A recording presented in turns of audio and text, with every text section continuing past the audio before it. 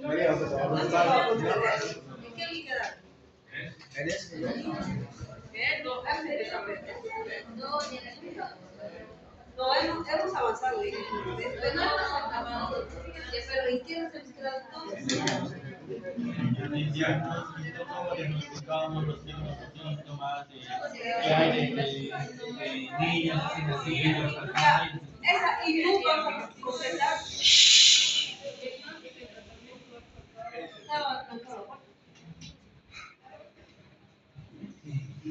Ya, escúchame, esta y tú vamos a hablar al final, sí. Ya más que todo el tratamiento nos falta algo, con el anterior grupo hemos platicado tratamiento. No, ahora nos va a faltar al final, ¿ya? Iremos avanzando, nos estamos estancando, chicos.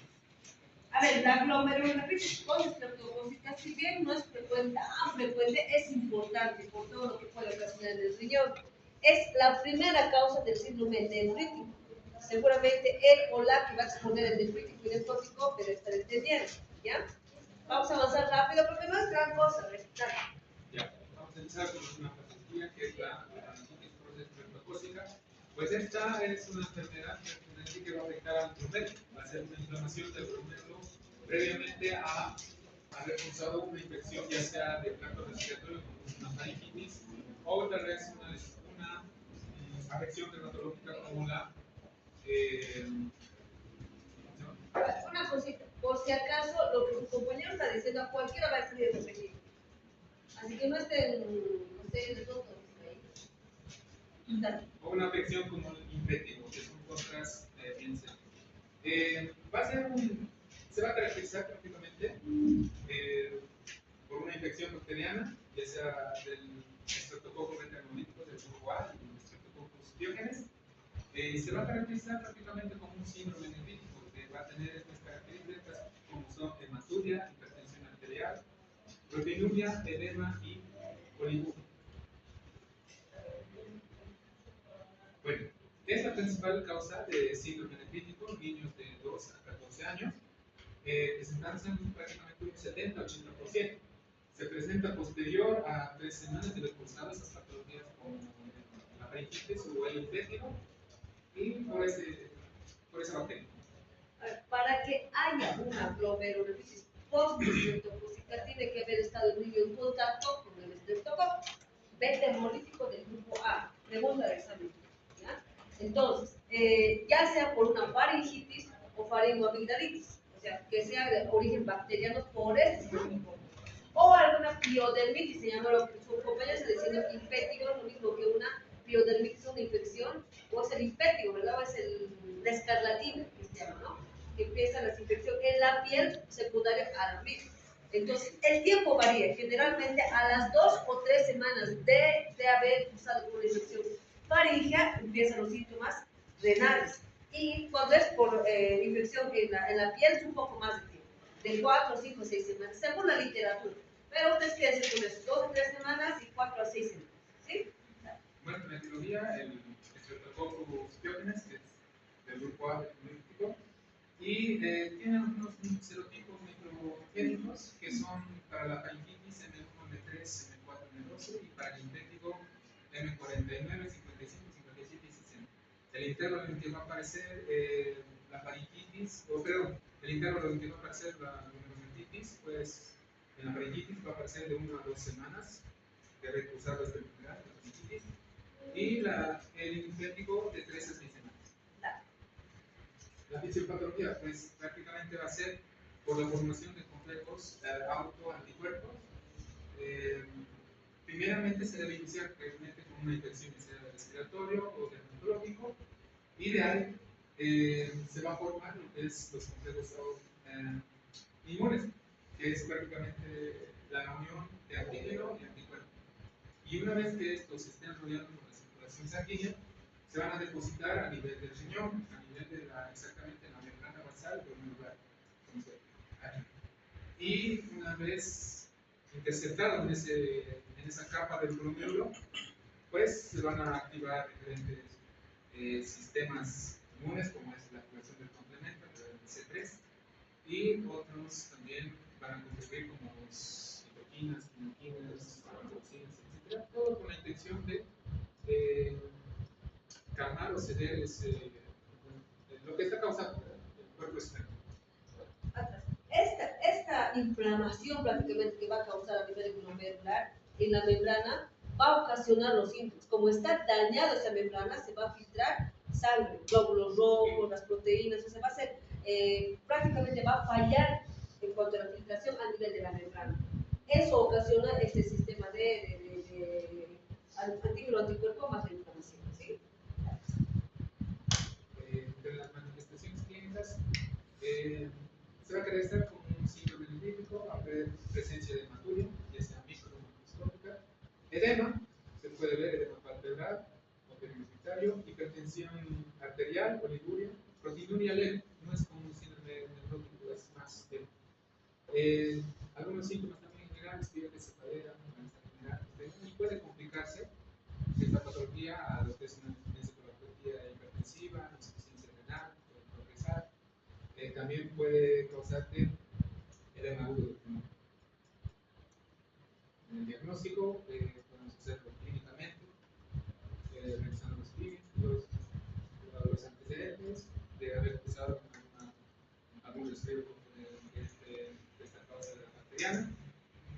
O podemos pedir exámenes laboratoriales, como es un examen general de orina, donde va a estar presente lo que es la hematuria, signos somáticos, proteinuria, un hemograma completo que puede darnos anemia, el leucocitos leve y la velocidad de elevado, porque hay una inflamación constante. Pruebas de función renal también podemos pedir, creatinina, urea, electrolitos, después de manejar alterado. El complemento sérico, el C3 va a estar bajo, por tanto usar es un mediador, ¿verdad? La activación del complemento, entonces el C3 se utiliza tanto que disminuye el C4 está bajo. Pruebas serológicas podemos utilizar antiestreptolicina y la DNAsa, que son prácticamente se van a manifestar elevados tras haber cursado alguna infección, ya sea del respiratorio o el inféctico.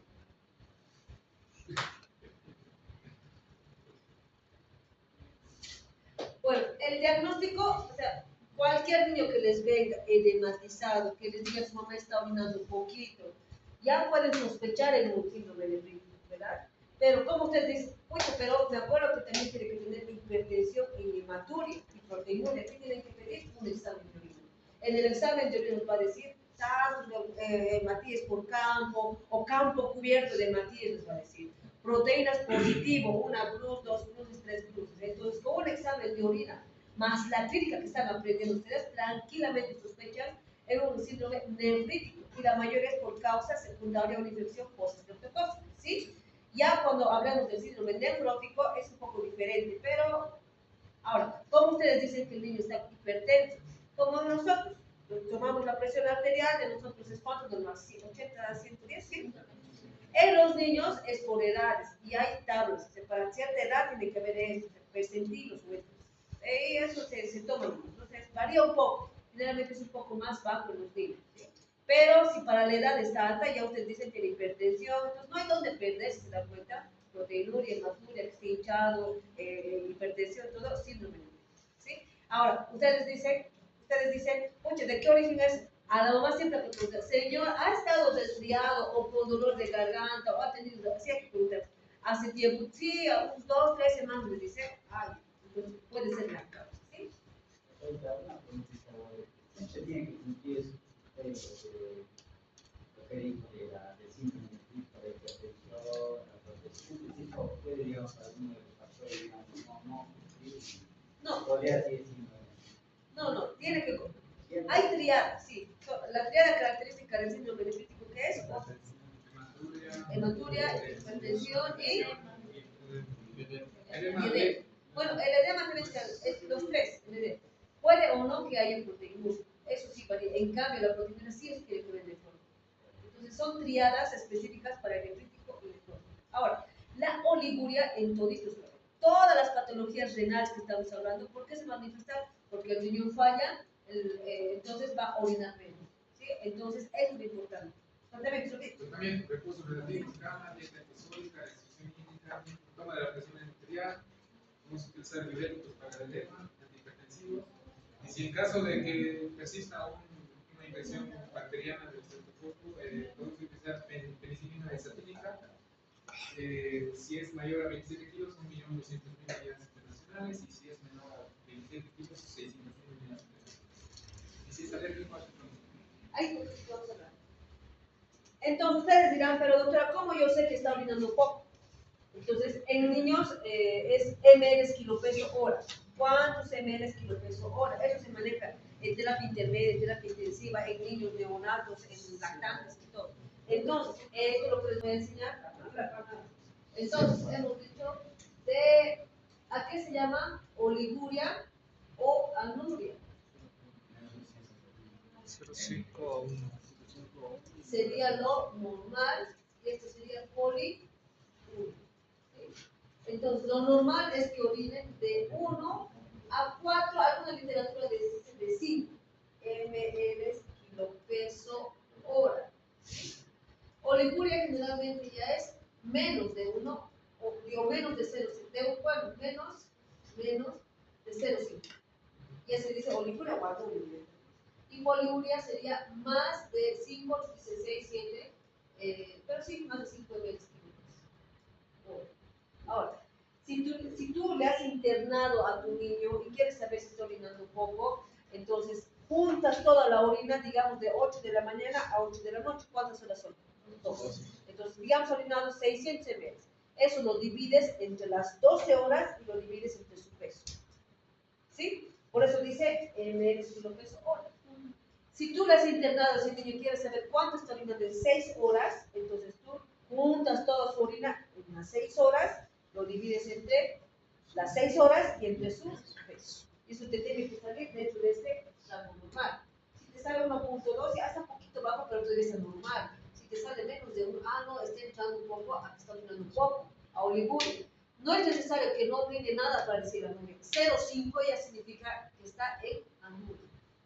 Eso tiene que ser. Entonces te van a decir el doctor, che, Víctor, anda a sacar las diversas horas de los bebés de 12 horas. Verás. Te vas a acordar y vas a decir, ya. Entonces, vas a agarrar, vas a sumar todo porque monitorizan todas las orinas del día.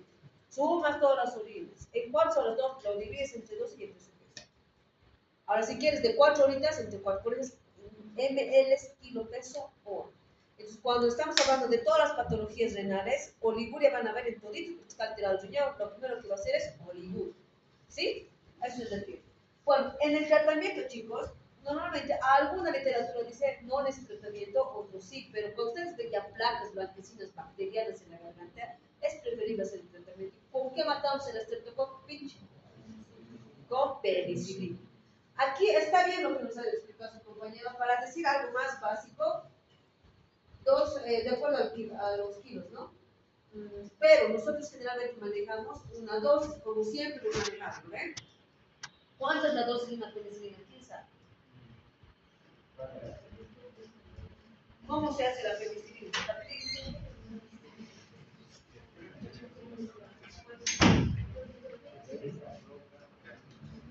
Este es uno de los anteriores que tenemos que salir cantando y decir colores 20, ¿no ven?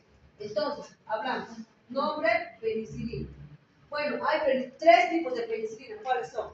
La benzatínica, la procaínica y la sódica. ¿Cuáles son sus diferencias? La benzatínica es una de depósito. ¿Qué quiere decir? Que es como si la estuvieras dando cada día 28 días. Su acción así es.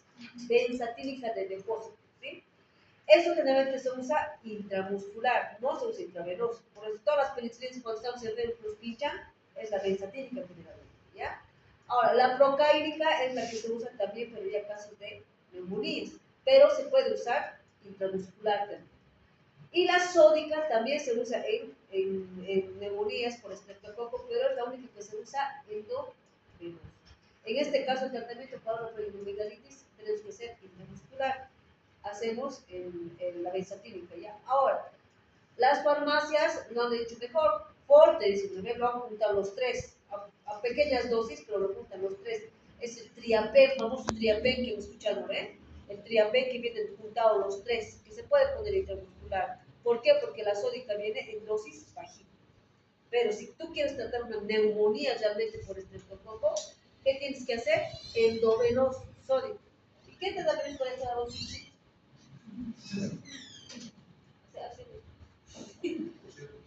¿Están entendiendo lo que les estoy hablando? Sí. Ya, ahora, específicamente hablando para esta patología, la dosis es de 50.000 unidades internacionales kilopeso dosis. Todas las penicilinas no se habla en miligramos, se habla en unidades internacionales. Me he agachado muy bien, me he preguntado si estamos de aquí, ¿no? A nivel de ¿sí? ¿Por dónde le van a administrar vía intramuscular? Intervalo es una dosis, porque hemos dicho que dura es de 2. Estamos hablando solo de la benzatina. ¿Qué más? De presentación viene el frasco de 1.200.000 unidades internacionales y 2.400.000 unidades internacionales. Tienen que saber esto, o sea, no pueden salir de aquí de pediatría sin saber este penicilina. Obviamente para los mayores también les sirve. Para los mayores un frasco de 2 millones puntos, ¿no? Pero para los niños lamentablemente todo es kilopeso y en este caso es unidades kilopeso dosis. A ver, aquí está más fácil, ¿no? Si tu niño pesa menos de 27 le das un de 600.000, o sea, la mitad de un frasco de 1.200.000. Si tu niño pesa más de 27, le das un frasco completo de 1.200.000. Y si tu niño ya es adolescente o como adulto, un frasco de 2.400.000 y se acabó. Pero si queremos ser más específicos, la dosis es eso. Si tu niño pesa, digamos, 20 kilos, 20 por 50, 100.000. 20 por 50.000. 1.000.000. 1.000.000. Entonces, 1.000.000 es como 1.200.000, nomás ya es un frasco de 1.200.000, listo. ¿Se ubican? ¿Se entiende? Por si acaso, pregunta de examen, les voy a poner, el tratamiento de una faringoamigdalitis estreptocócica, voy a poner peso, todo, y tienen que calcular después. Ahora, depende ya ustedes si colocan estito, que es más fácil, o estito. Ahora, por ejemplo, en los adultos, tienes tú un frasco de 2.400.000, acá el espíritu, eso es espíritu. Entendido. Ahora, clave es hacer un buen tratamiento para que no te llegue a una glomerulonefritis. ¿Por qué? Porque es consecuencia de una faringoamigdalitis maltratada o de una pielonefritis maltratada. ¿Sí? Bonito tema, cortito. Espero, obviamente todo esto va a estar anotado. Esto no está anotado, esto tiene que anotarse. Pero esto sí, no va a estar en las diapositivas que no vamos a copiar todos y vamos a estudiar. Siguiente tema, nefrítico nefrótico. ¿Quién es? ¿Quién? Adelante.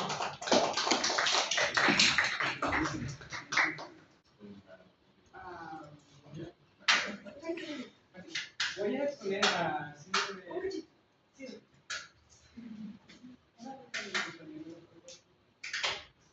No puedo hacer diferencias. Dale. ¿A qué? ¿De qué? Postestrépticos. Glomerulonefritis. Vamos a hablar esto más, ahí vamos a... Sí, porque el nefrítico es prácticamente glomerulítico. ¿Qué? ¿El video apagado? Uno prendido y otro apagado. Tienen que probar. Tienen que experimentar. Claro, pues a ver, ¿qué más? Tienes que vender tu tema, tienes que lograr que te quieran ver. Ustedes quieren tener esa enfermedad, ¿ok? Dale, ya. Fuerte. Ya, primero vamos a hablar del síndrome nefrótico y vamos a ver su epidemiología con una frecuencia de síndrome nefrótico es 15 veces más superior en niños que adultos y la incidencia de 2 a 3 en cada 100 niños.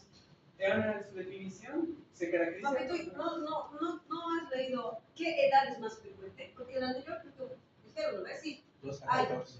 Sí, ahora aquí, de 2 a 10. Es muy frecuente, siempre el nefrótico, a diferencia de los adultos, es más común, por eso es importante en edad pediátrica, ¿ya? La definición se caracteriza por una proteinuria y tiene que, por ejemplo, lo vamos a diferenciar porque está en adultos y niños. En adultos tiene que ser mayor a 3.5 y en niños tiene que ser mayor a 40 miligramos por metro cuadrado. Ahora, en niños y los valores tienen que ser menor a 40 para descartarlo. Tiene que tener una hipoalbuminemia menor a 2.5 gramos, tiene que tener edema y una epidemia. Pero ahorita vamos a ver la fisiopatología de cada uno, por ejemplo, de por qué se da el síndrome nefrótico y por qué se genera el edema, también por qué se genera la hiperlipidemia y también por qué también se causa la hipoalbuminemia. Excelente, pero es que tiene que ir memorizando para que cuando nos explique sepamos. Entonces, ¿qué va a ser lo primero? Proteína. Intenten que estamos perdiendo por la orina proteínas. Este valor mayor a 50, en alguna literatura dice mayor a 40. ¿Ya? Por ahí en las presentaciones del otro grupo va a estar los dos van a ver, ¿sí? Y es secundaria la proteína que está eliminándose. ¿Qué cosa va a haber? Hiperlipidemia y hipoalbuminemia. Eso vamos a ver ahora. Y se clasifican, primero se podría decir un síndrome idiopático, otro es secundario y otro síndrome congénito que es menor. El que se va a ver más en nuestros niños es el idiopático, que se puede dar por una enfermedad de cambios mínimos, que es en el 85% de los casos. Esto es importante.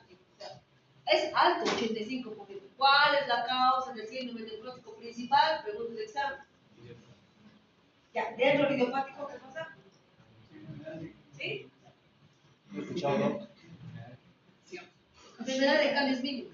Ahora, aquí vamos a explicar la fisiopatología de, por ejemplo, el síndrome nefrótico, que es por la permeabilidad que llegan a tener, por la falta de función de los podocitos que hace que las proteínas vayan saliendo, y en este caso la proteína que va saliendo más es la albúmina, por eso se da una hipoalbuminemia. Ahora, ¿cómo se produce el edema en esta enfermedad? Se da más que todo por esa diferencia, por la diferencia oncótica que hay en la sangre. Entonces la sangre va de los vasos a los tejidos, que eso va a generar un edema primero en miembros inferiores generalizado y luego en la cerca, en los niños en casos ya más avanzados. Una hiperlipidemia se da porque se elevan nuestras enzimas lipídicas como la LDL, la HDL. Y una hipoalbuminemia se da por ese mismo aspecto que la albúmina es la principal proteína que se va perdiendo por esa permeabilidad que se va adquiriendo por la falta de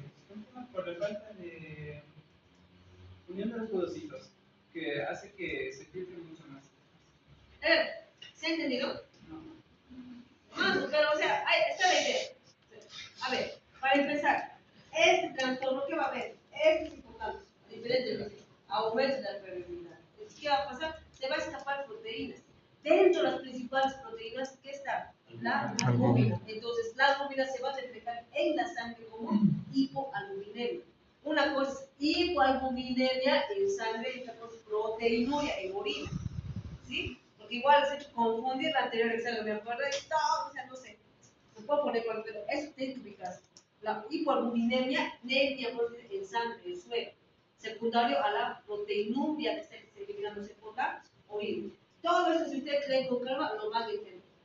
Ustedes quédense con eso: proteinuria, hipoalbuminemia y hiperlipidemia. ¿Listo? Y edemas más de y oligoria más. Claro.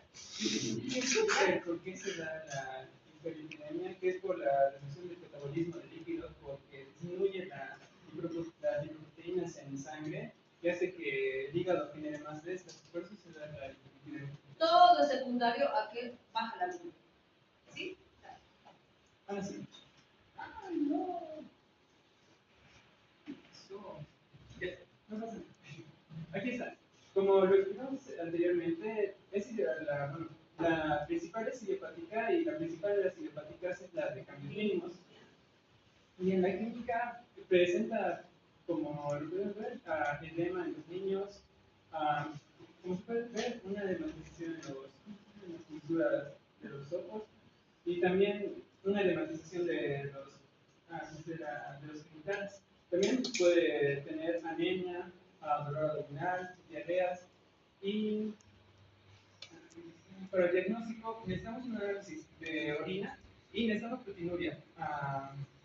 En este caso, como lo dijimos anteriormente, en adultos tiene que ser mayor a 3.5, en niños mayor a 40 miligramos. Y en la proporción, esta es la proporción, esto es mayor a 0,1, que se saca calculando ¿cómo se llama las proteínas? La proteína que se va perdiendo y dividiendo, nos vamos viendo la proporción que tiene que ser menor a 0,1.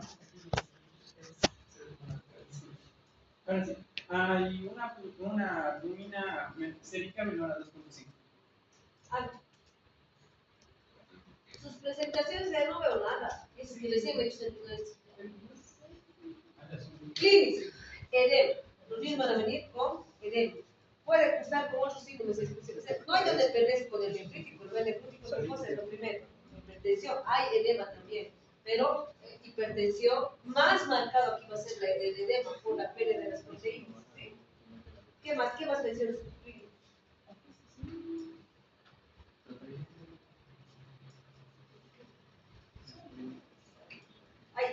¿Qué más mencionas?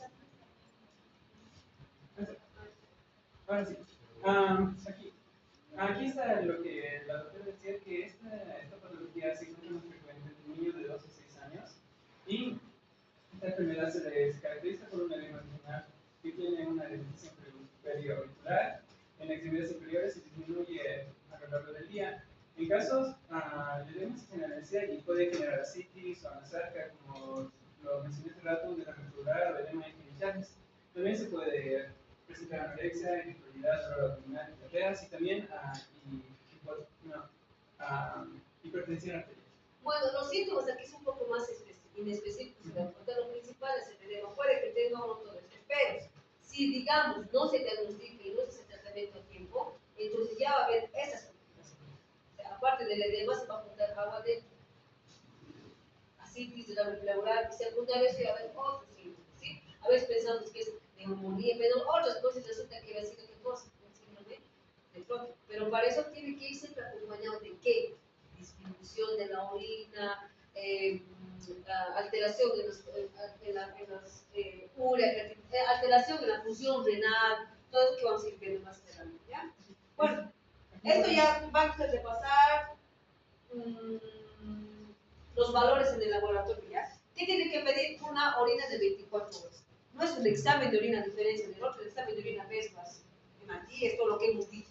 En este caso, lo primero que tenemos que hacer es cuantificar la cantidad de proteína que hay en orina de 24 horas y el valor ya hemos dicho, de 40 a 50. Mayor a 40 a 50, ¿qué? Miligramos por metro cuadrado en hora. Tratamiento. Tratamiento. Otra cosa, obviamente, valor de la albúmina, todo eso ustedes van a ir repasando bien, ¿sí? Ahora sí, el tratamiento puede entrar de una diurético sódica y darle diuréticos dependiendo de cuándo tenga el paciente. No se recomienda darle anticoagulación ni heparina. Y también hay que considerar el uso de fármacos que inhiben la desidroxi-3-metilcoenzima A, glucasa para el tratamiento de la hiperlipidemia, que es para que no tenga la sangre elevada, dieta hipoproteica y suplementos como vitamina D, vitamina B2 y hierro.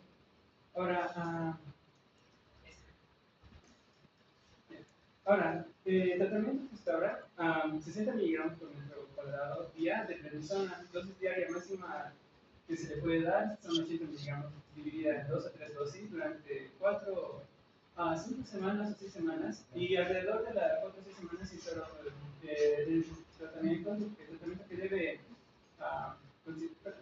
a ver, el tratamiento cuando ya esté tiene que usar ¿para qué? ¿Con qué fin? ¿Quién sabe?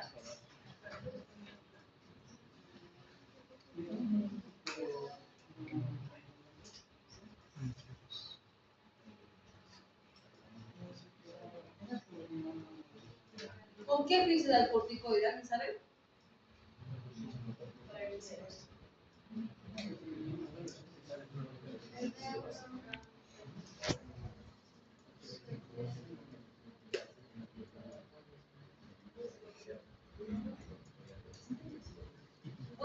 pregunta de examen y van a repasar todo el tratamiento, cualquier tratamiento, chicos, ustedes de cualquier patología que vayan más adelante, tienen que ver por qué, o sea, qué acción tiene ahorita el corticoide. Pero sí el tratamiento indicado es esto, ¿sí? Sí. Se debe iniciar también, igual como en el anterior prednisona, pero se baja la dosis de 40 miligramos metro cuadrado día y se administra en días alternados. También puede haber recidivas en el otro, como recidiva, o proteinuria de 3 o 4 cruces más edema. En ahí también, en caso de que el paciente tenga recidiva, se da prednisona 60 miligramos día hasta alcanzar la fase de remisión, donde ya no tenga proteinuria negativa o que no se presenten cruces o trazas. En caso de seguir en remisión, se da prednisona 40 miligramos día y alternamos siguiendo para. Se da esto a lo largo de 1 a 2 meses y si no, se puede cambiar otros corticoides. Bueno, todo ese tratamiento obviamente ustedes no lo van a hacer, no como médicos generales, capaz sí como médicos, pero más el nefrólogo. Un poco complicado es en cuanto al manejo de las revisiones de acuerdo a la literatura y el especialista, porque otros manejan diferente dosis, diferente tiempo. Entonces, lo importante que tienen que saber es por qué usan el corticoide. ¿Sí? Siguiente. Se puede hacer esto de tratamiento con la prednisona cuando el paciente recidiva hasta unas 4 veces. Si va volviendo a tener proteinuria el pacientito, podemos hacer este tratamiento 4 veces a lo largo de 12 meses. Ahora, para la biopsia, podemos hacer la biopsia. Biopsia se puede hacer en el síndrome nefrítico y necrótico, pero tiene que tener como sus criterios, no se hacen en todo. Por ejemplo, debe tener una edad de menor a 12 meses, resistencia a corticoides por el tratamiento y signos de nefropatía evolutiva como deterioro del filtrado glomerular. Y el tratamiento prolongado mayor a 18 meses en caso de que el paciente tenga muchas recidivas, ahí recién es un indicativo para hacer una biopsia.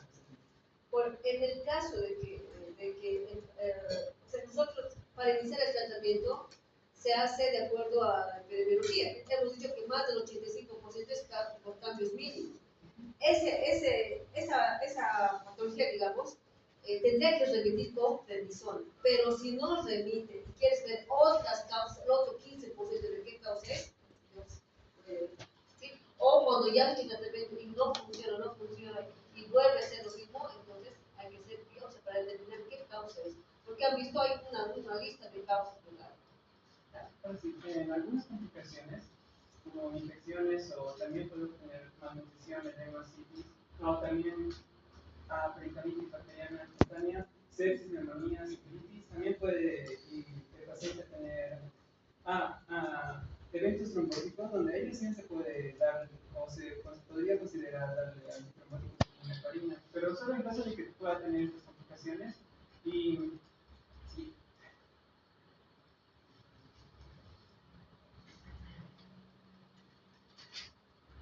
ahora vamos a hablar del síndrome nefrítico. Bueno, ustedes saben que cualquier patología que esté afectando la función renal, en lo posible no hay que dar muchos medicamentos. ¿Por qué? Porque se filtra por ahí. Peor todavía, nefrotóxicos, hay muchas cosas. Peor todavía,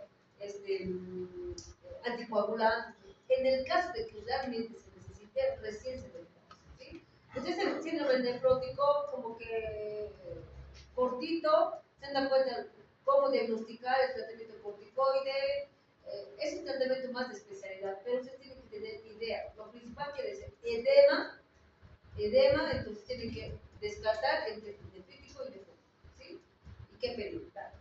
Ahora, tenemos el síndrome nefrítico, que se caracteriza más por Robert's syndrome. Entonces, el síndrome nefrítico es un proceso inflamatorio agudo en la transitoria.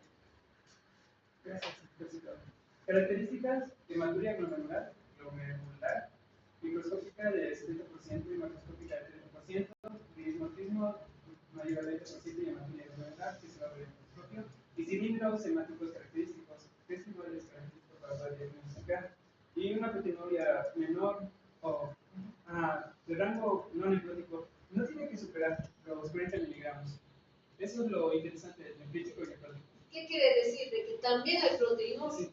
pero para saber si es proteinuria también bien el nefrítico nefrótico no tiene que superar lo que hemos dicho de 40 a 50, tiene que ser menos para el nefrítico. Por eso dice rango no nefrótico. ¿Se entiende, verdad? ¿Cómo se sacan, digamos, metros para el cuerpo? No. En ahí, después estudios que seguimos. No, este es de reporte de laboratorio, ¿sí? Entonces tú te recolectas las orinas de 24 horas y te reporta. Entonces, si te reporta, digamos, o digo, decilitro, entonces es una conversión que se hace por uno muy. Eso no creo que hagan ustedes, pero generalmente el laboratorio ya tenemos. ¿Sí? ¿Asociado a qué? Disminución de efecto rural, retención de agua y sodio. Entonces, ¿cuál sería la triada de este?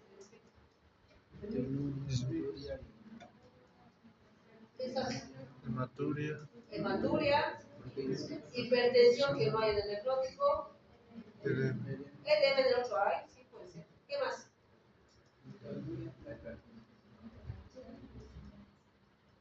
No puedo saber la triada. Aquí también entra qué cosa la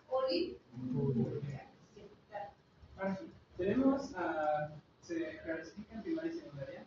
Ya, aquí las causas van a repasar ustedes. La principal, la estreptococcitis siguiente. Tienes que apurar, no vamos a alcanzar a lo que les quiero enseñar. Aquí, igual es esta doctora explicando. La nefritis, ya hemos visto eso. Siguiente. Prácticamente es la primera causa de la glomerulonephritis. Entonces, ¿qué? Edema, hematuria, hipertensión, proteinuria, el diagnóstico que examen de orina que hemos hablado, algunas cosas específicas más. En la orina aquí tal vez falta comprensión. No solamente tiene que ver que haya sangre, sino que haya también la eliminación de leucocitos.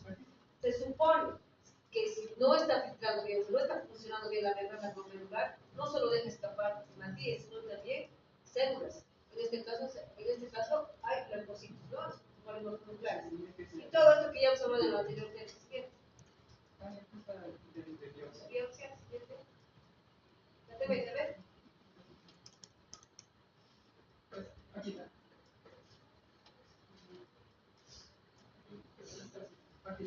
El tratamiento se basa en vidas y la dieta hipostólica y hipoproteica y restricción hídrica. En edema se dan diuréticos como la furosemida de 0,5 a 2 miligramos kilogramos día por vía oral. En sobrecargas leves y moderadas, en casos más graves, la dosis puede llegar hasta 10 miligramos kilogramos día. En hipertensión arterial,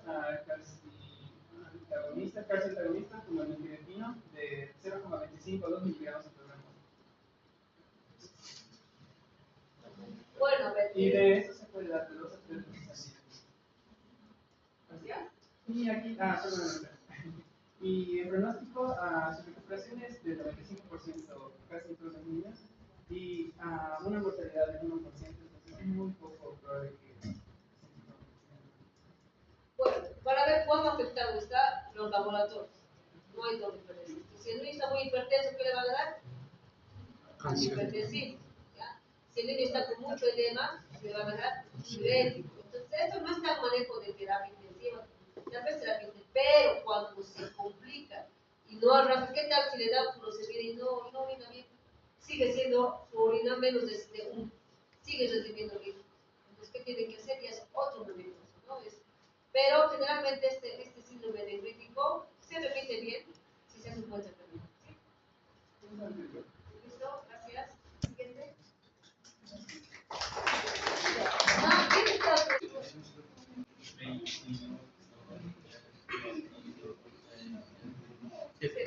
¿Cuánto? 7. ¿No? Pero sácale, claro. A ver, esta insuficiencia renal es tan importante que sepan que parar su dolencia hoy en día. Buenas noches, joven. Pero a ver, tú ni tocaba. Sí, pero igual, yo que tú ni tocaba tan tarde, no mames. ¿Qué casate, sí? ¿No te escribir al bebé?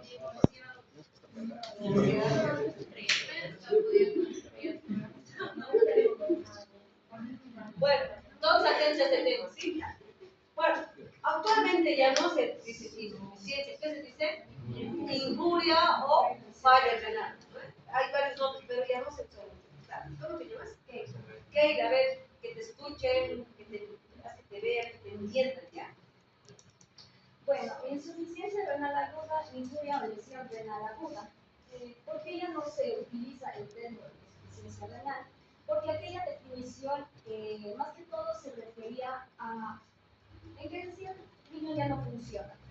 En cambio, lesión renal aguda se refiere a que el riñón tiene sus funciones todavía, bueno, aún sigue funcionando, pero hay momentos, hay lugares del riñón o proporciones donde no llegan a funcionar, por eso se aplica el término de lesión. Hay lugares donde están lesionados, pero no es así en todo el riñón, como se refería a la insuficiencia renal, en todo el riñón y estaba arruinado totalmente. Por eso se llegó a cambiar el término. Entonces comenzamos con una definición de la lesión renal aguda, que va a ser una falla o un descenso brusco de la función renal. Y en esto nos basamos en qué? En que va a haber un aumento de la creatinina sérica y una disminución de la diuresis. En esto nos basamos en lo que es el cuadro clínico, que lo basa en 3 estadios. Excelente. Bueno, son lo que se llama el filtrado glomerular, que es aquel que desciende, y otro la acumulación de productos, como dice la creatinina sérica, y otros que siguen para el riñón. Prácticamente el riñón falla. ¿Cómo se va a manifestar? Disminución de la diuresis, de acuerdo a aquello que les enseñé. Y ahorita vamos a ver. Y a la vez va a haber esto, es importante, acumulación de productos de desecho. O sea, va a incrementar la urea y creatinina, que ahorita tenemos que saber cómo usar. Entonces, ¿cómo podemos saber que ese riñoncito sigue deteriorándose? Para eso sirve esta clasificación. Hay dos clásicas, o sea, la rifle y la cádico, pero la rifle tiene 5 criterios y la cádico solo 3, entonces por eso es mejor más corto y resumir, que es súper simple. Bueno, en cuanto a la creatinina sérica en el estadio 1, se refiere a unas pruebas más lo que es el valor basal. Como estamos ahorita hablando de niños, más que todo valores relactantes escolares, varía un tanto lo que es, ya que en adultos la creatinina sérica ya sería de 0,5 a 1,2 normal, pero en cambio en niños ya varía, ya sería de 0,2 a 1, que sería el máximo. Entonces, Andrés, para que entiendan, lo primero que tenemos que saber es el valor normal de una creatinina. Eso es lo que acaba de decir tu compañera. En adultos decimos 1, 1,2, no pasa nada. Pero en neonatos y en lactantes en niños es un poco menor. De 0,3, 0,5, pero llega a 1 o pasa de 1, ya como que está alterado. ¿Sí? Para eso tenemos que saber el valor normal de la creatinina más que todo. Entonces, de acuerdo a ese valor normal o basal que tenemos, entonces va a haber los estadios. ¿Cómo sería el estadio 1? el estadio 1 ya iría aumentando la creatinina sérica a un valor de 0,3 miligramos por decilitro. Como dice también, a 1,5 a 1,9 veces de lo normal. Entonces, a lo que tiene el valor del niño sería de su valor normal aumentado unas 0,3 miligramos. Si digamos su creatinina, entonces le pide y está en 0,8 su basal, la siguiente que tendría que subir a 1,1, porque tiene que ser más 0,3. O sea, en otras palabras, de su basal tiene que ascender su creatinina. Listo. O a la vez tiene que haber menos de 0,5 menos kilopeso hora de 6 a 12 horas. Los dos tendrían que ir acompañados, por eso decía, los dos o uno de los dos. ¿Se entiende? Ahora, el estadio 2, ¿cuál sería? En el estadio 2 ya de 2 a 2,9 veces el valor de lo basal. Aquí no hay una conversión exacta, pero sería más o menos el doble o el triple de este basal. Claro. O sea, 0,9 digamos. Si tenía una creatinina basal de 0,8 más 0,9, 1,7. Entonces está subiendo la creatinina. O tendría que haber una diuresis menos de 0,5 durante más de 12 horas. Dale. Sí. No la cuenta. Ya, y por último, el estadio 3, este ya aumentaría hasta 0,4. Mayormente a eso, o en algunos casos ya sería el valor durante 24 horas, o otros que sea anúrico durante 12 horas, en el caso de las diuresis. Esta acá digo protección. Así tal cual tiene que saber, cantando. ¿Ya? Entonces, ustedes dirán, pero ¿para qué chingados me sirve el código si ni voy a ser ni nefrólogo ni nada? No, chicos, tienen que saber. Este código, para saber cómo está la función renal, se usa generalmente en niños que están en terapia intensiva. O niños, por ejemplo, para un nefrótico, ¿les servirá? Claro, porque tienen que saber cómo está funcionando el riñón. Por eso, dentro de los laboratorios no solamente está el examen de orina, sino urea, creatinina, un hemograma, todo eso. ¿Para qué? Justamente para eso. Para esta estadificación, ¿qué cosa decir? Creatinina, solo creatinina y los ml de orina están hechos con eso. Para un nefrítico sirve, obviamente. Ahora, en neonatos, por ejemplo, bebés sépticos, asfixiados, que tengan malformación congénita, ¿cómo van a saber si está una función renal bien? Primero tienen que saber lo normal y luego para ver si se está, digamos, complicando o deteriorando esta función, para esto les sirve. Que si tu bebé la has tratado en estadio 1, capaz a las 12 o 24 horas esté en estadio 3. ¿Qué quiere decir eso? Que está entrando en falla renal. ¿Se entiende? Ahora, en lactantes es otra cosa, igual entran pacientes sépticos, nefríticos, nefróticos, el síndrome urémico hemolítico que lo vamos a ver. Entonces, hay muchas causas que pueden determinar falla de renal. ¿Sí? Y la mayoría que Dios va a determinar son los que entran a terapia intermedia o a terapia intensiva. Pero no significa que no les sirva. Por ejemplo, en una deshidratación, ¿les sirve? ¿Por qué no les sirve? Si quieren. Su agua está bien deshidratada. Quieren hidratar. ¿Qué les he dicho que tienen que, para ver que ya está hidratado, qué tienen que presentar? Diuresis. ¿Y cómo tienen que monitorizar su diuresis? De acuerdo a eso pueden hacerlo tranquilo.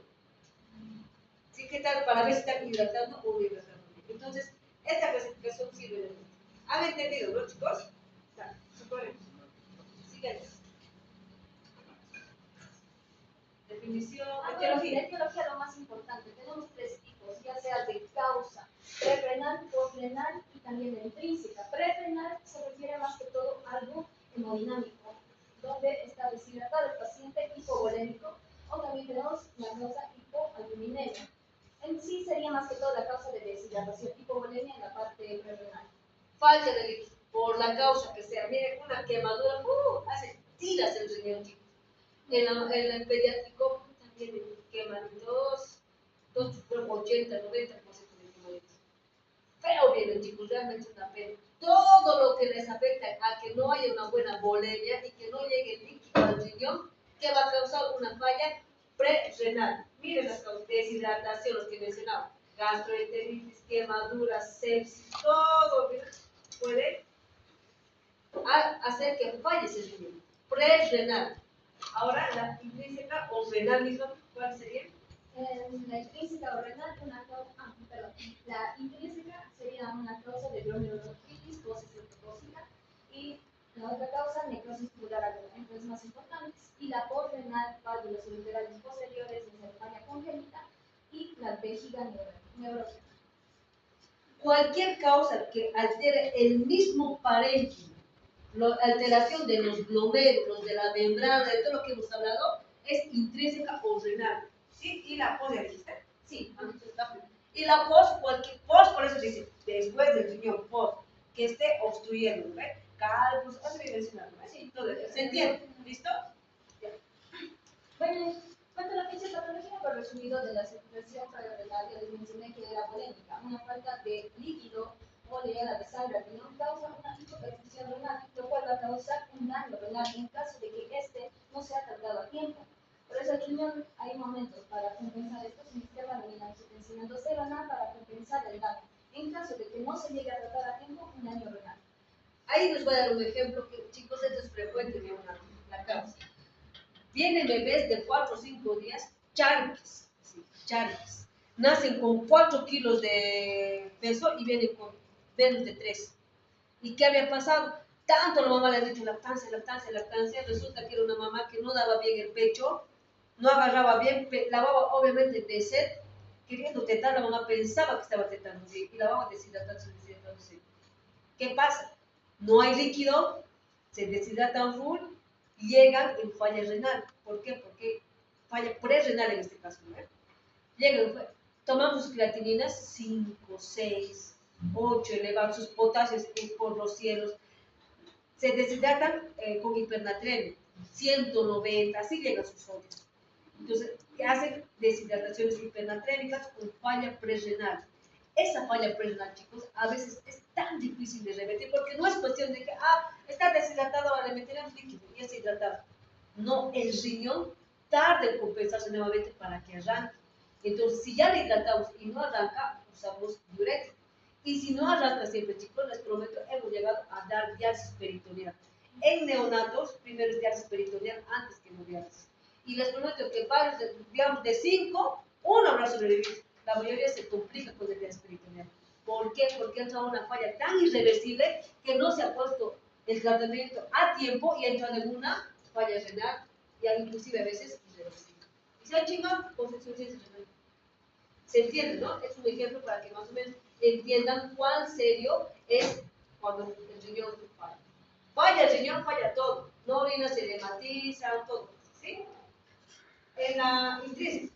Bueno, en la intrínseca el daño ya sería el riñón. Existe un daño estructural renal, ya sea del parénquima renal, túbulos, glomérulos, infraestructura de las partes por estas causas. Isquemia, nefrotoxinas, ya sea por fármacos, intramucósidos, o por la inflamación, un daño inmunológico a cualquiera de sus estructuras.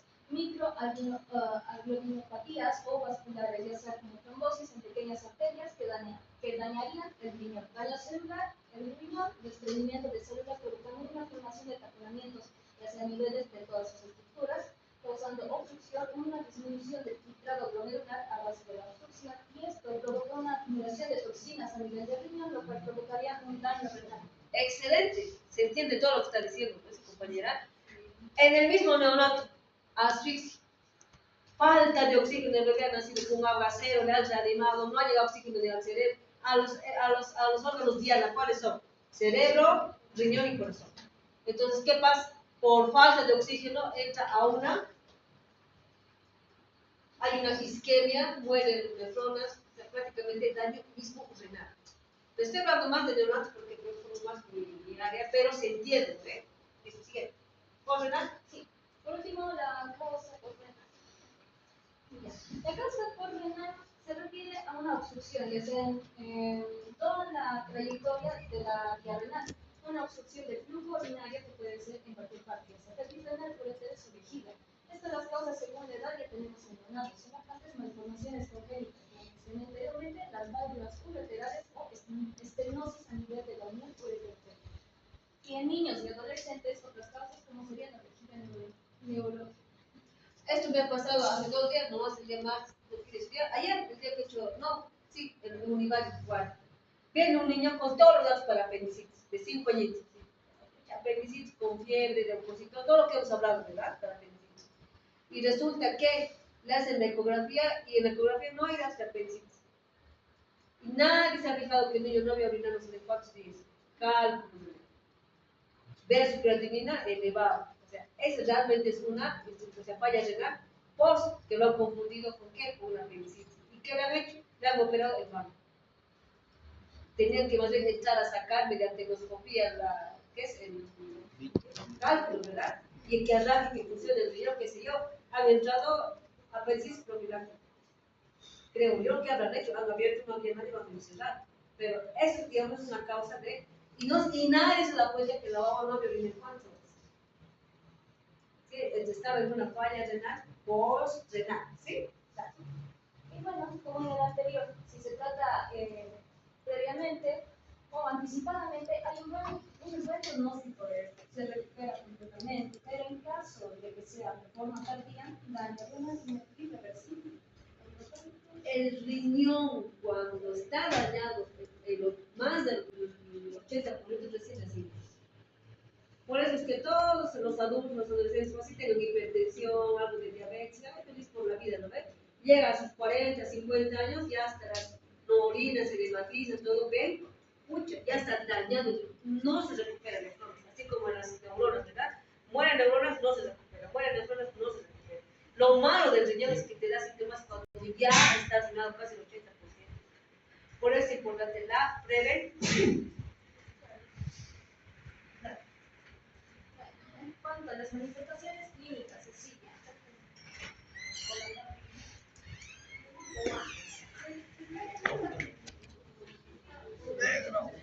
clínicas, con alteraciones de la orina, anuria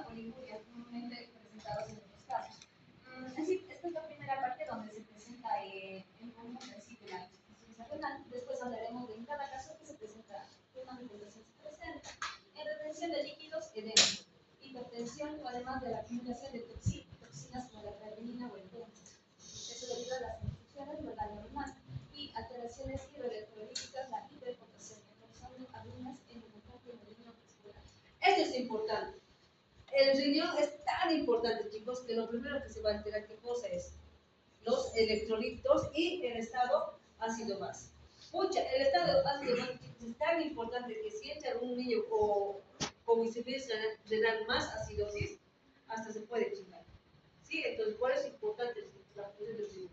Bueno, en cuanto a manifestaciones clínicas, según la causa que hemos visto, prerrenal, deshidratación, el niño va a estar deshidratado, el signo de fiebre, mucosas secas, llanto sin lágrimas, taquicardia e hipotensión. Es lo que vemos en cuanto es causa prerrenal. En cuanto si es causa intrínseca, la necrosis, todo el daño que se va a dar a nivel del riñón, hematuria macroscópica. Por eso vamos a medir el examen general de orina para ver lo que es esta hematuria macroscópica. Característico también, orina con la cola, también más. Proteinuria, edema generalizado, lo que vemos acá, y también a causa de glomerulonefritis y apoyos. Esto es importante, chicos, ya que cuando dice necrosis tubular y glomerulonefritis, en la orina no solamente se va a ver proteinuria, hematuria, sino células, ya se dice, ¿no? Células, leucocitos. Hay 5 o 6 tipos de células que cuando ya está dañado el riñón, directamente aparece en el sedimento. Y eso es obviamente elevado, ¿no? Entonces, eso es importante ver para ver si hay lesión renal. Renal, en la causa renal, como hemos dicho, la obstrucción a cualquier vía del tránsito de las vías urinarias, globo vesical palpable por la retención de orina, una masa abdominal que podemos ver con causa vesical, o antecedentes que el niño ha tenido de piazas, válvulas ureterales, no son las causas. La alteración de los electrolitos y electrolitos y ácido base es importante. Si va a haber alteración del electrolito, ¿qué va a haber? La función del potasio y del calcio a nivel cardíaco es súper importante, chicos. Entonces, inclusive puede llevar a una muerte. ¿Por qué? Porque si va a haber, no va a haber excreción o regulación de los electrolitos por el riñón, va a afectar otros sistemas. En este caso, lo principal, ¿cuál es? Corazón. ¿Sí? Bueno, por último, el diagnóstico. Historia clínica, análisis una buena historia clínica con la función renal y pedir lo que son los estudios de laboratorio, creatinina, delta, urea. Y sobre todo, el control de electrolitos, hiperpotasemia, cirrosis metabólica y laboratorio. Para eso, ¿qué se pide? La gasometría, ¿no? Y el examen general de orina, donde vamos a hacer todas las operaciones. Ahí está todo lo que se menciona. ¿Tratamiento? El tratamiento, ecografía renal. Y tratamiento según la causa también vamos a tener. Prerrenal, ya hemos visto que es la hipovolemia, por lo tanto hacemos una rehidratación. Intrínseca, suspender los fármacos causantes de la nefrotoxicidad o también podemos tratar con inmunosupresores como los corticoides y posrenal. Tratar la obstrucción ya sea de forma quirúrgica. ¿Se han dado cuenta que el tratamiento no hay algún medicamento para que mejore la función renal? No, más bien hay que quitar. Entonces no hay. ¿Cuál es el tratamiento? Trasplantes, cuando ya el riñón está arruinado, antes del trasplante, ¿qué cosa es? Diálisis peritoneal, diálisis normal o el trasplante. Y cuando hablamos de diálisis, tenemos unas indicaciones. A las indicaciones para la diálisis. Esto sería si el paciente presenta anuria o oliguria. En caso se presenta una sobrecarga de volumen, ya sea con signos de hipertensión o edema pulmonar, y la hiperpotasemia persistente, una acidosis metabólica totalmente que no responde al tratamiento, y por último, desequilibrio de las drogas, ácido, fósforo y hipercalcio. Hemos tenido pacientes que, ya que no orinan ni retienen y no regulan el potasio, está afectando al corazón, arritmias, eso los puede llevar a la muerte. ¿Qué hay que hacer? Como sea, hay que sacar ese potasio, que se circule mediante la diálisis. ¿Sí? Otra cosa que hemos pasado rápido es la ecografía. Bueno, los métodos diagnósticos, aparte de laboratoriales, la ecografía es muy importante para ver qué cosa. No solamente para ver si está obstruido o si es por renal. El mismo riñón, los ecografistas tienen parámetros. Hacen la relación, o sea, si está más, bueno, luego la conjunta. Hay la relación córtico-medular. Si toda la corteza está más plomito, está más blanquito, hacen una relación. Entonces, ahí pueden decir, inclusive, qué sectores no están funcionando o qué sectores de la médula están funcionando. Entonces, para eso nos sirve bastante la ecografía. Sí, pero es una cosa que con la clínica pueden diagnosticar. Preguntas. El tema de los corticoides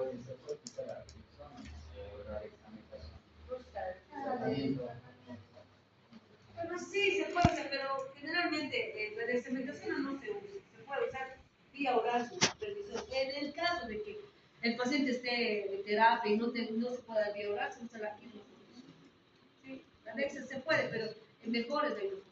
Ahora, otra cosa, chicos. A ver. Aparte de lo que les he enseñado aquí, ¿no? Lo que tienen que aprender es cómo sacar el filtrado glomerular. ¿Quién sabe? ¿Tú qué estudias? El cleras de creatinina o el aclaramiento de creatinina, el famoso, lo ven que todos, que es la forma de Schwartz, ¿puede ser? No me digan que no, ¿ya han llevado nefro adultos? Sí. Entonces, Gracias, acá por la aplicación. ¿qué? Hay una aplicación. ¿Qué? Hay una aplicación. Una aplicación, ah, no mames, está en el campus, no tiene ni ser ni luz, tiene. ¿Dónde está el internet? Así la formulita, ¿quién sabe cómo es? Dale, dale, tienes razón. ¿Qué es? ¿Cuál es la fórmula? Creatinina.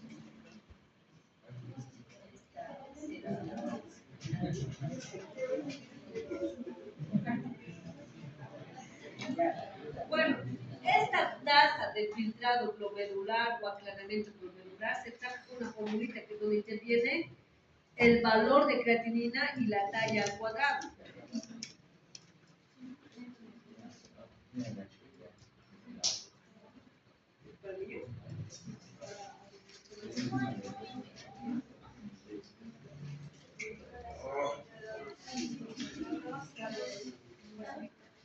¿Quién sabe?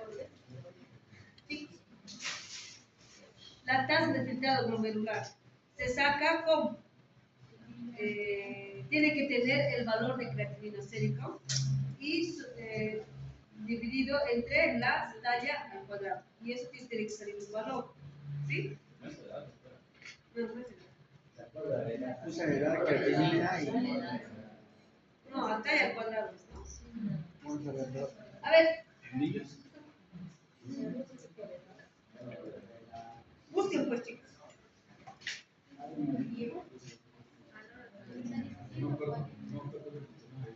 Pongan fórmula de Schwartz. Fórmula de Schwartz.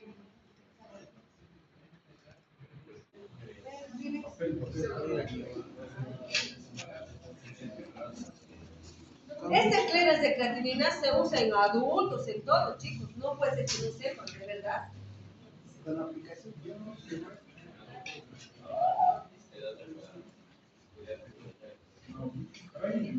Ya. El filtrado glomerular es igual, o cleras de creatinina, ¿ya? Es igual a que era constante Constante por la talla. por talla, ¿verdad? Sí. Y dividido entre creatinina Creatinina. C. Creatinina C. ¿Sí? El valor normal es, el normal es 0,33, ¿no?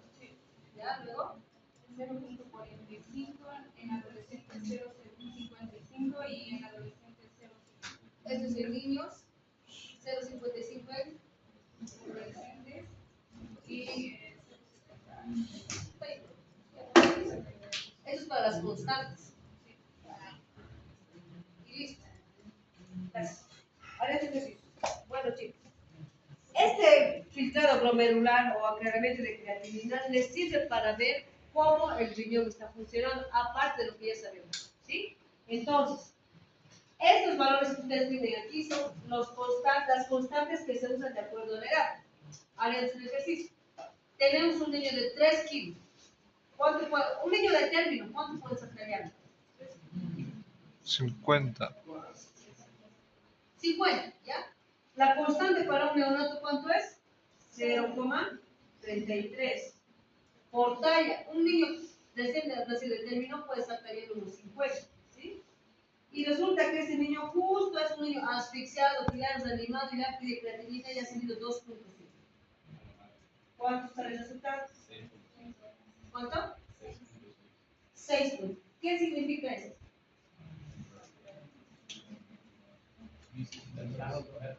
¿Qué significa?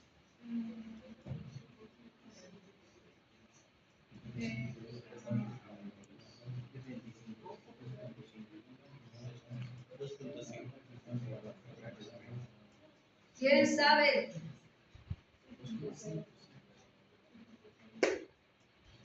Normalmente, un filtrado glomerular menos de 10 es grave. ¿Qué quiere decir? Que el riñón no está funcionando bien. ¿Sí? De 10 a 40 está como que medianamente y por arriba de 40 es normal. Si ustedes lo cambian a una creatinina normal de un neonato que digamos es 0,5, ¿cuánto les saldría? ¿Y? ¿Qué significaría esto?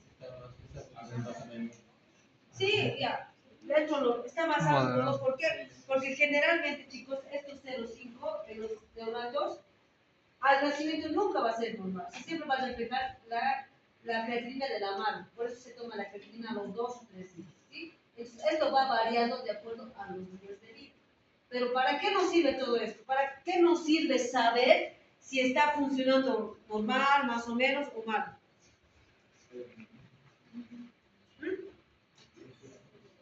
¿Para qué nos sirve? Uno, chicos, es para la administración de medicamentos. ¿Sí? Ahora, todos los medicamentos, la mayoría tiene dosis renal. Cuando yo les hablo de cada medicamento y decimos la dosis normal, ¿no? Para un niño que tiene alguna alteración del riñón, decimos calcularle a dosis renal. Entonces, para eso tienen que sacar su tasa de filtrado glomerular para ver cómo está funcionando el riñón. Si le van a dar a la dosis plena, a media dosis o a la cuarta dosis, o definitivamente está tan dañado el riñón que ese medicamento está contraindicado.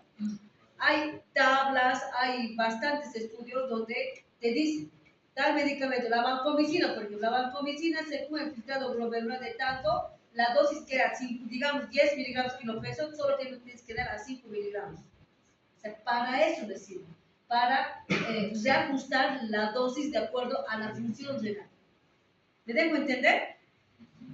Esta fórmula, de obvio que va a entrar en examen. Entonces, el filtrado glomerular, las constantes, ahí está todo. ¿Sí? Lo que sí van a tener que, por su parte, aprender, así como les he enseñado cuánto puede estar pesando un niño, a ustedes van a averiguar cuánto puede estar tallando. Si les digo, para un niño de 4 años, ¿cómo pueden averiguar de cuánto puede estar tallando? ¿Qué? No tienen presentir, yo les he enseñado.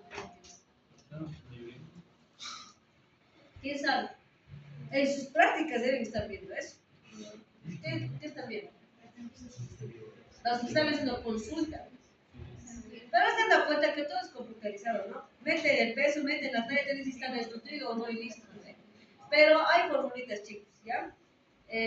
Donde pueden predecir cuánto pueden estar tallando cierta edad. Esta talla sí o sí les sirve ¿para qué? Para sacar este computador. ¿Ya? Van a averiguar, si ustedes ponen medicamentos a dosis renal, ahí les va a salir todo un chorizo de medicamentos, cómo se da, ¿de acuerdo a cómo está funcionando el medicamento? Ahora se han dado cuenta que todo está en base a la urea, creatinina, a la diuresis horaria, cuántos ml se está orinando. De acuerdo a cómo les he enseñado, tienen que valorar cómo está funcionando ese riñoncito. ¿Entendido? Ahora, una cosita más que decir. Cuando un niño está ya mal del riñón, siempre que ya necesita una diálisis peritoneal o hemodiálisis, lo primero que van a ver, obviamente, la urea crea súper elevado, pero los criterios para hacer una diálisis es la urea súper elevado y el potasio. Cuando ya hay esa acumulación, de seguro es que ya va a tener alteraciones cardíacas, incluso el amonio ya va a tener. Es complicado manejar a sus pacientes cuando ya entran una insuficiencia bien establecida. ¿Sí? Preguntas. ¿Preguntas? ¿Han entendido todo?